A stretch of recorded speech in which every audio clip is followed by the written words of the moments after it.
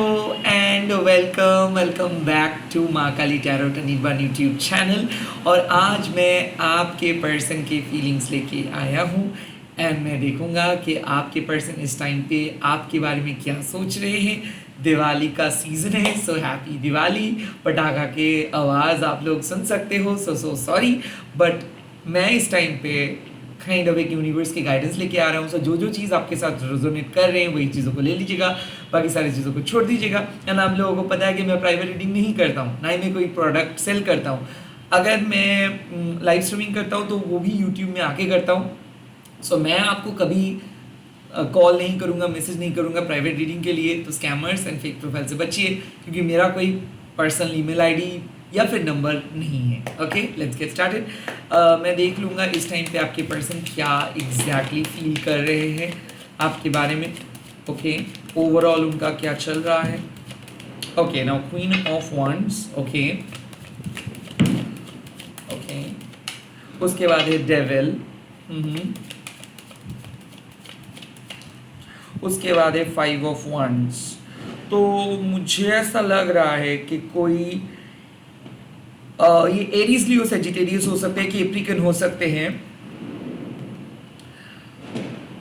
जो आपके लाइफ में है बट नहीं है। मतलब ऐसा हो सकता है कि इनके इन्फ्लुएंस आपके लाइफ में है।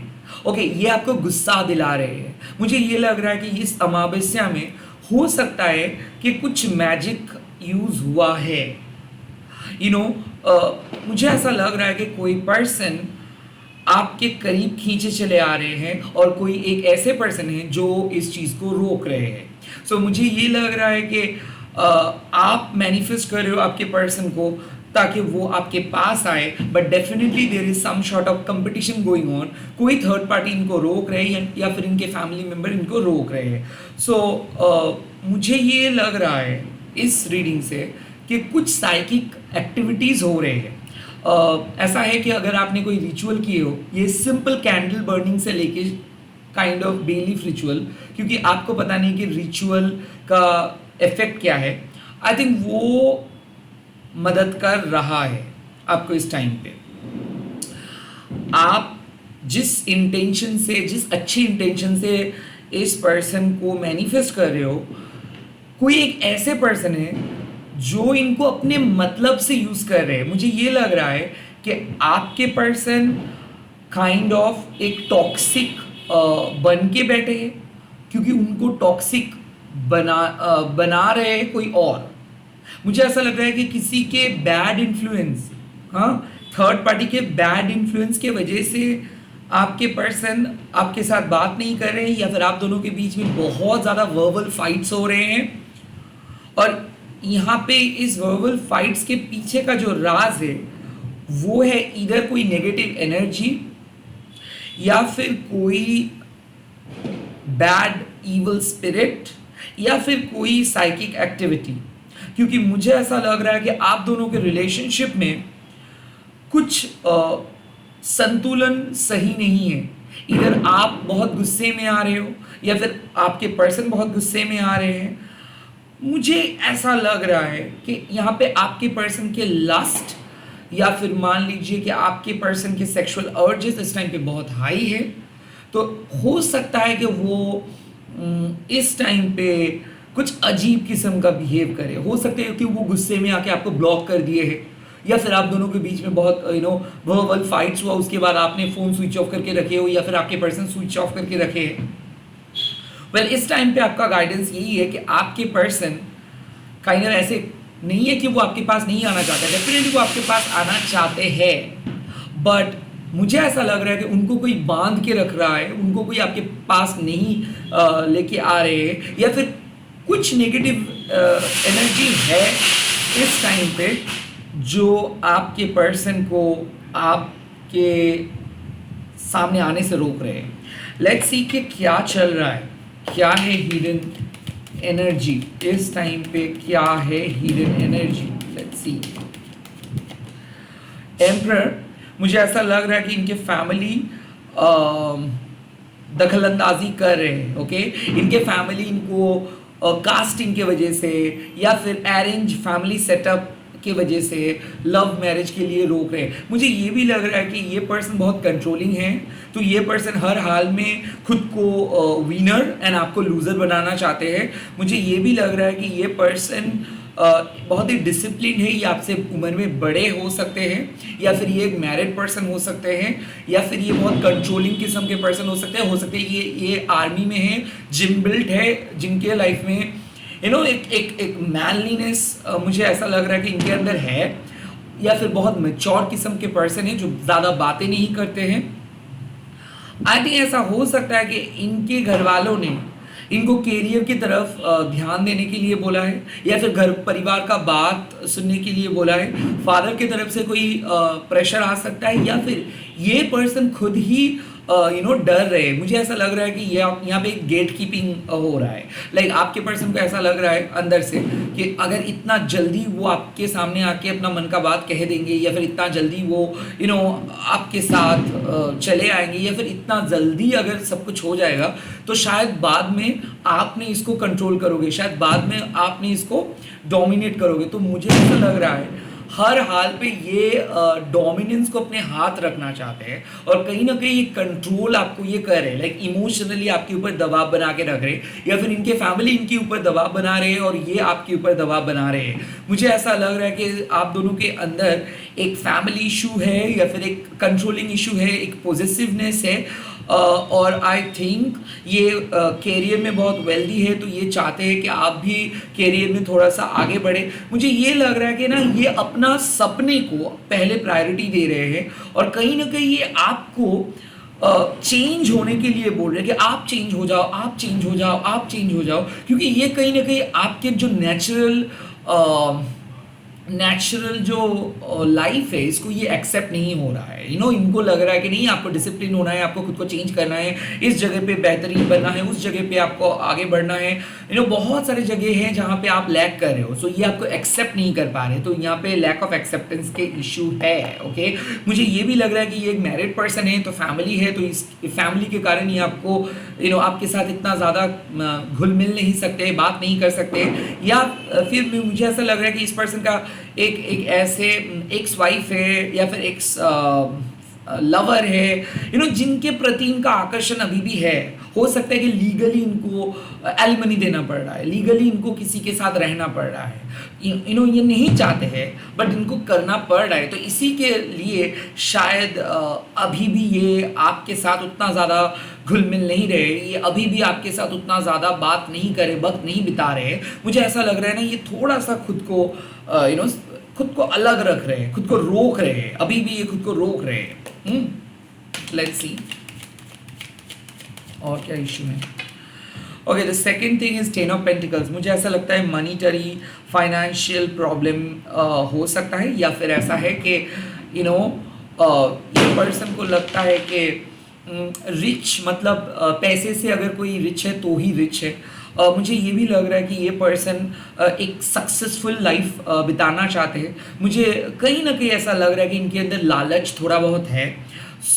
मुझे ऐसा लग रहा है कि ये पर्सन किसी एक ऐसे पर्सन को चूज़ करना चाहते हैं जिनके फ्यूचर ब्राइट हो, जिनका एक स्टेबल फ्यूचर हो, जिनका फैमिली का एक बहुत अच्छा बैकग्राउंड हो।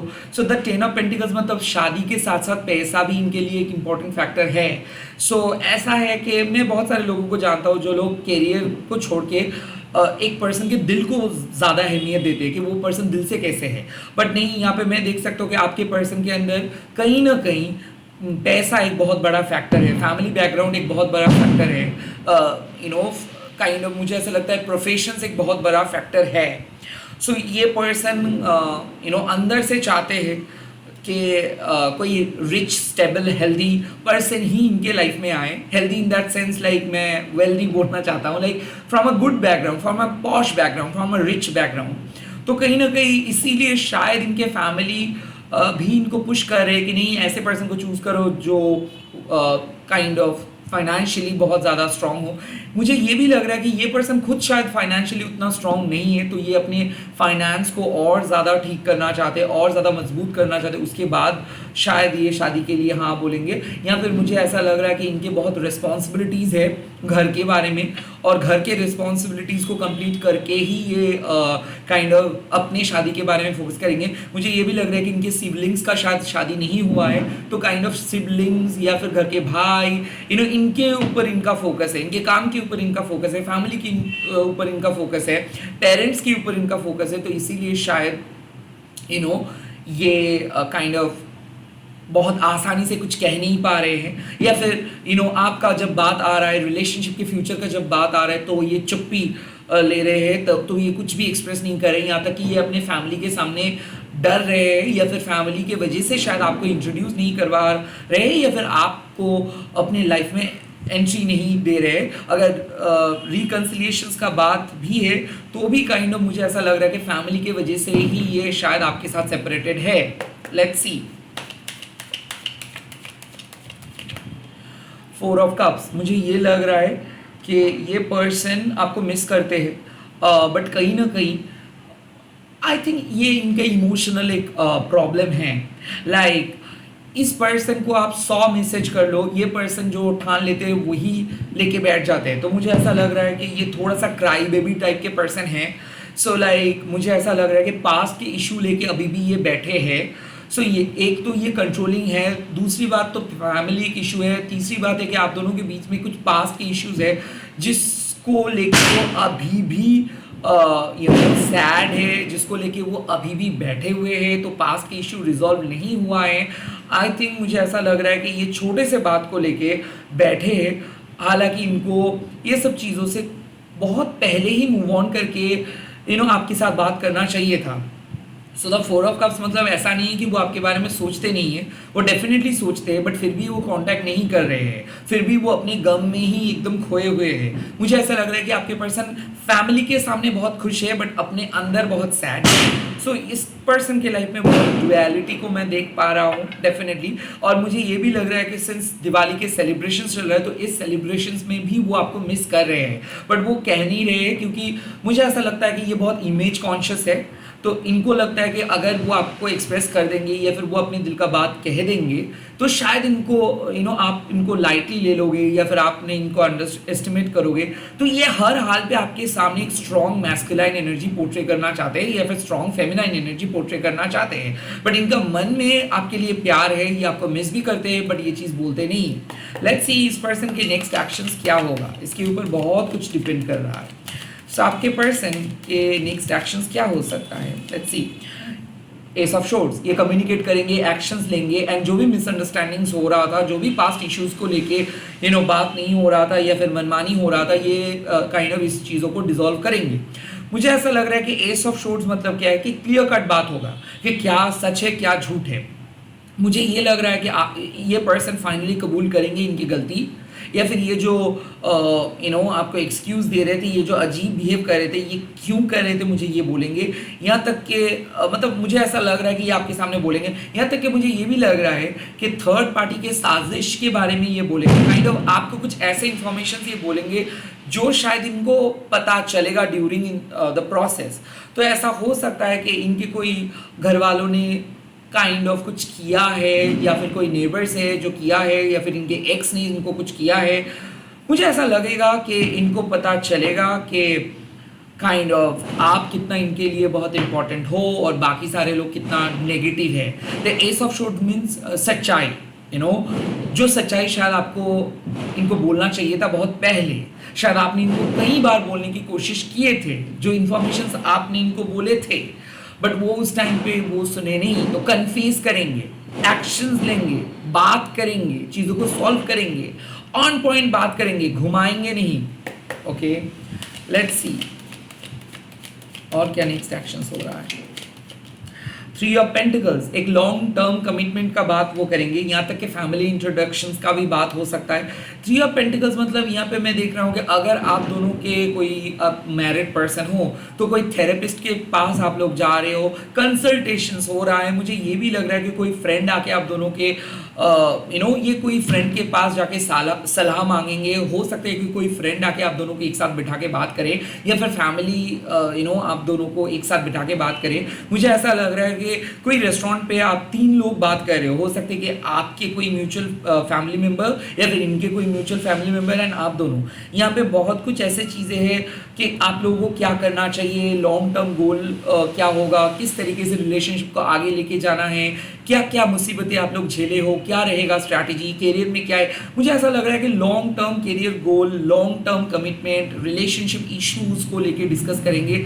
थेरेप्यूटिक डिस्कशंस, इसका मतलब क्या है कि एवी नहीं, एवी डिस्कशंस नहीं हो रहे। It's not a 3 of cups जहाँ पे आप लोग सेलिब्रेट कर रहे हो। यहाँ पे एक मीनिंगफुल बातों को लेके डिस्कशंस हो सकता है कि आप दोनों के बीच में जो भी झमेला हो रहा है, कोई थर्ड पर्सन आके आप दोनों को ही समझा सकते हैं कि एक्चुअल में क्या करना चाहिए और क्या आप नहीं कर रहे हो। मुझे ऐसा लग रहा है कि आप दोनों आपस में मिलके बात करके चीज़ों को सॉर्ट आउट कर सकते हो कि क्या आपको नहीं करना चाहिए, क्या आप दोनों कर रहे थे जो आप दोनों को ही बुरा लग रहा था। तो मुझे ऐसा लग रहा है कि कोई सलाह मिलेगा या फिर आप दोनों ही सलाह दोगे एक दूसरे को।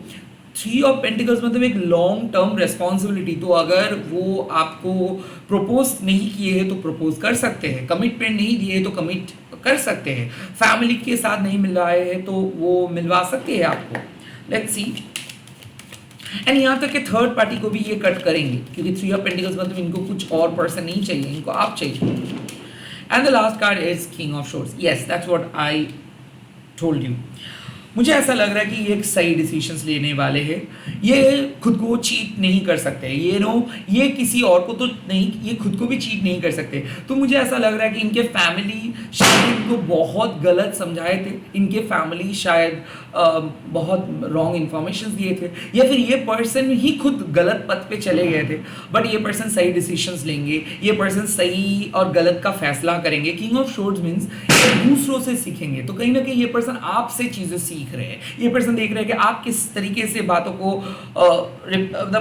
बातों को रख रहे हो, किस तरीके से सिचुएशंस को हील कर रहे हो, किस तरीके से आगे लेके जा रहे हो। मुझे ऐसा लग रहा है कि ये पर्सन काइंड हार्टेड होंगे, ये पर्सन आपके साथ बात करेंगे, ये पर्सन बात करके चीज़ों को सॉल्व करेंगे एंड मोस्ट इंपॉर्टेंटली सही डिसीजंस लेंगे। तो ये पर्सन इधर इनके कोई खराब फैमिली मेंबर्स या फिर कोई टॉक्सिक दोस्त या फिर कोई पास्ट या फिर एक्स को कट ऑफ करने वाले हैं और ये आपके साथ ऑनेस्टली मतलब बात करेंगे। हो सकता है कि ये सोशल मीडिया से बाहर आएंगे या फिर किसी सोशल मीडिया फ्रेंड को ये डिलीट करेंगे। मुझे ऐसा लग रहा है कि ये आपके सामने सब कुछ बोल देंगे कि इनके दिल में क्या है, क्या नहीं है, क्या गलत है, क्या सही है। और ये बात इस टाइम पे बहुत अच्छे तरीके से सॉल्व हो जाएगा। सो आप दोनों के जो पर्सनल प्रॉब्लम्स है ये रिजॉल्व होने वाला है। बहुत ही जल्दी आप लोगों को रेजोल्यूशंस मिलेगा और ये काइंड ऑफ बात को घुमाएंगे नहीं। जो हुआ है, जो हुआ था, इसके वजह से आप दोनों के बीच में झगड़ा हो रहा था, वो बात को ये सॉल्व करेंगे। लेट्स सी एडवाइस क्या आप लोगों को मिल रहा है, आप दोनों को क्या एडवाइस मिल रहा है। ये सिंगल कार्ड है। लेट्स सी इस टाइम पे यूनिवर्स क्या एडवाइस दे रहे हैं और यूनिवर्स आपको एडवाइस दे रहे हैं 6 ऑफ वांड्स, यानी कि आप अपने काम पे मतलब लगे रहो। 6 ऑफ वांड्स का मतलब क्या है कि आपको इसके सामने झुकने का कोई ज़रूरत नहीं है। आप अपने पथ में सही हो, सही तरीके से रिलेशनशिप को हैंडल किए हो। अगर आप खुद को प्यार करते हो तो दूसरे पर्सन आपको प्यार करेंगे।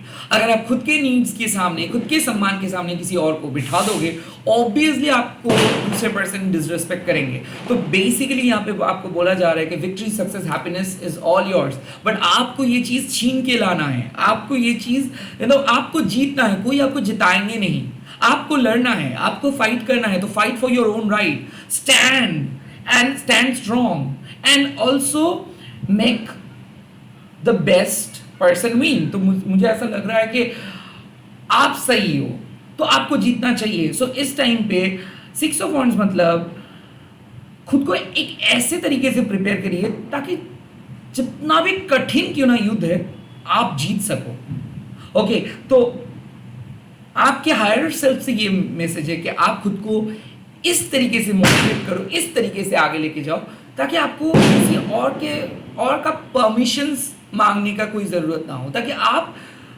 लोगों को सबक सिखा सको, लोगों के सामने एक मिसाल बन सको। So just become an example. Okay, and आप अपने दम पे रिलेशनशिप को लेके जा सकते हो। ऑफ कोर्स उनको आके माफी मांगने दो, उनको बोलने दो कि हाँ वो मिस करते हैं। आप उनके सामने जाके ज्यादा कुछ मत बोलो, उनको बोलने दो, उनको करने दो, बट यहाँ पे आपका जीत होगा। ओके, बेस्ट पर्सन आप हो, उस बेस्ट पर्सन को बाहर लेके आओ, डरिए मत। आपके अंदर जो बेस्ट पर्सन छुपा है उसको बाहर लेके आओ और उस पर्सन को जितवाओ। आपके अंदर जो अच्छे पर्सन, जो बेस्ट है, जो छुपा हुआ है, उस पर्सन को आप जितवाओ, उस पर्सन को हरवाओ मत। ओके, उस पर्सन को जितना आप हाइड करके रखेंगे, आपके बोल्डनेस को जितना आप हाइड करके रखेंगे, आपके कॉन्फिडेंस को जितना आप हाइड करके रखेंगे, उतना ज़्यादा मुश्किल हो जाएगा ये युद्ध।